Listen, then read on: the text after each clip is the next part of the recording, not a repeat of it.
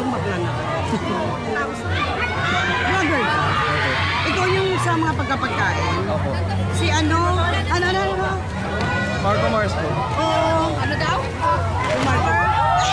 Ano daw na? Tanga. Kasi parang pamilya mo kami ito sa akin. Na ano ka rin sa TikTok, di ba? Opo. Or in TikTok ka, di ba? Opo. Picture tayo mamaya. Sige po, sige po. Picture mo na kami. Agad wala. Ay, mamaya nani mo muna yan. Mamaya picture tayo. Vlogger yan. Target pa yun sa TikTok.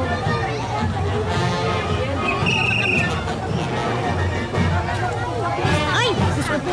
Gumit na pala ako.